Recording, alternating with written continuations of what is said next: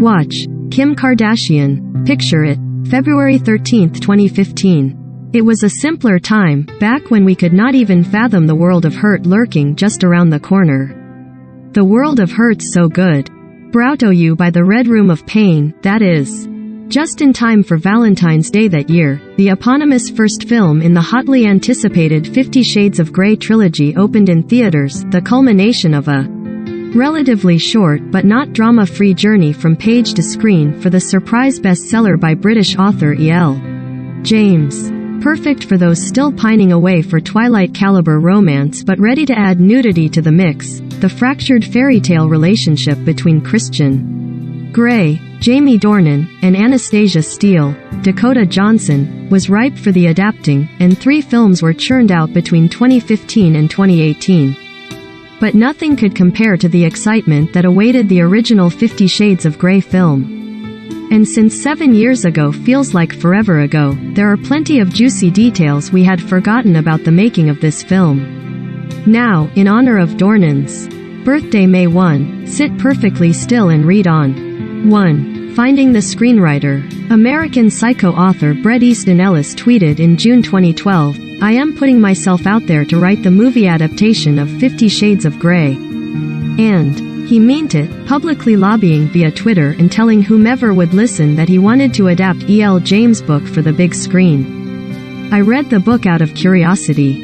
If it had not been as big of a hit, I would not have picked it up," Ellis later told Vanity Fair. "I realized, oh, this isn't well written. It isn't a good book. But this is a really good story, and it would make a really good movie." Instead, Universal's Focus Features went with Kelly Marcel, who had penned the screenplay for Saving Mr. Banks, about Walt Disney's struggle to get Mary Poppins. Author P.L. Travers to let him make a movie about her magical nanny. The Wolverine scribe Mark Bomback was brought in to polish the 50 Shades script in late October 2013. "I had never been on a project with that much secrecy around it," Bomback later told The Hollywood Reporter about the experience. "The set was on lockdown, and it was just really fascinating. I was able to watch something that everybody was speculating about sort of unfold in front of me." 2. Angelina Jolie as Anastasia Steele? There came word in June 2012 that Angelina Jolie had, if there was any truth to the rumor at all, perhaps had an informal discussion about directing the movie, having made her feature directorial debut in 2011 with Land of Milk and Honey. Jolie went with the adaptation of Unbroken, the beyond inspiring story of Olympic athlete turned World War II pilot Louis Zamperini, who crashed, survived 47 days floating in a life raft and then survived a POW camp, for her follow-up project instead.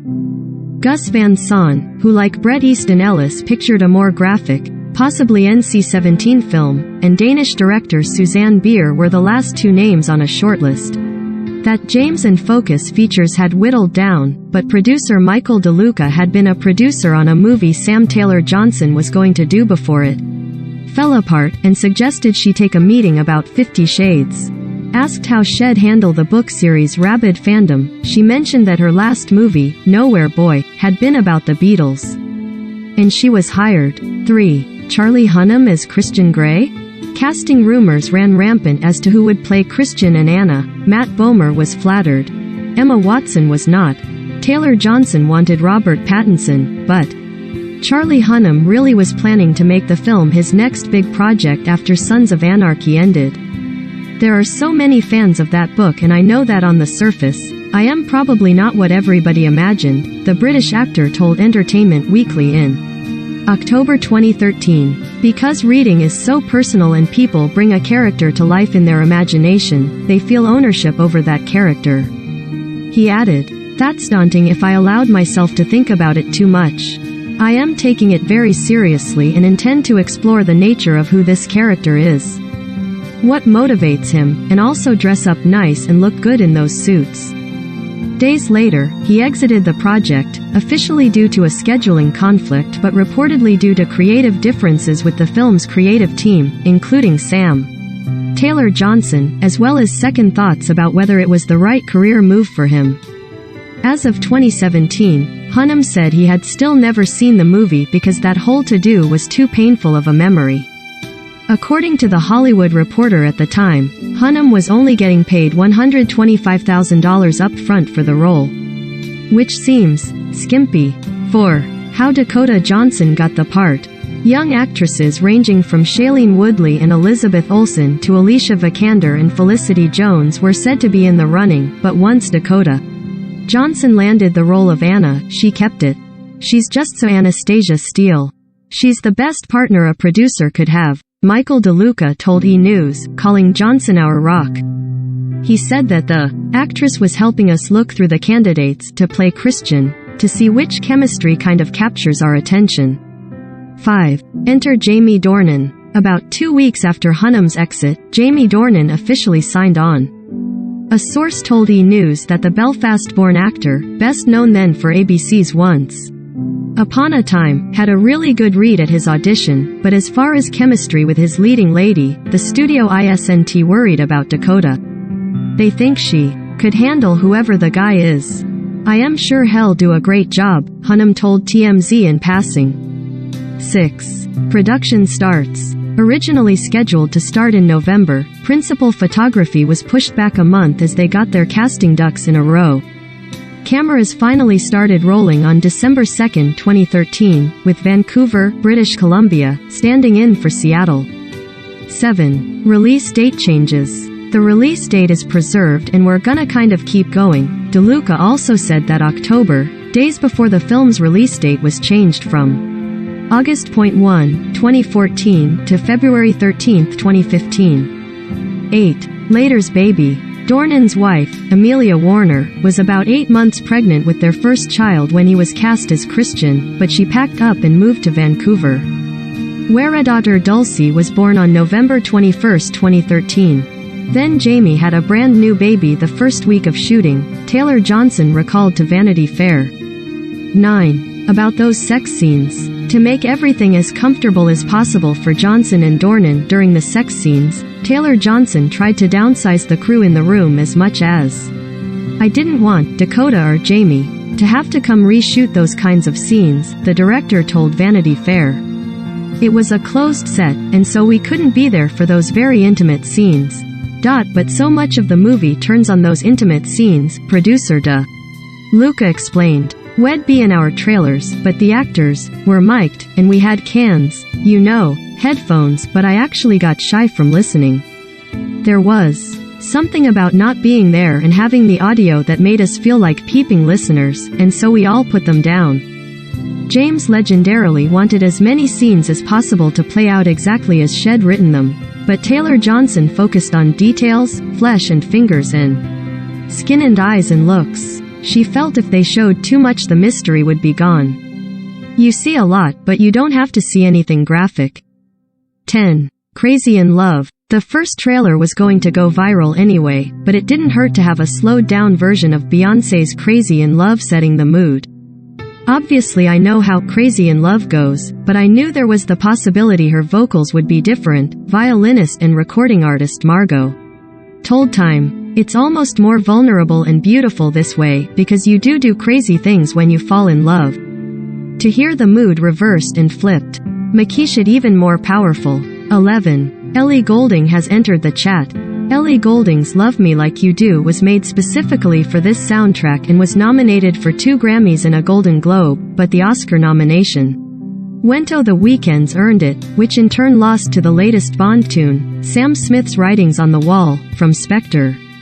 12. Feud rumors. Who wants a fantasy when you could have feud rumors?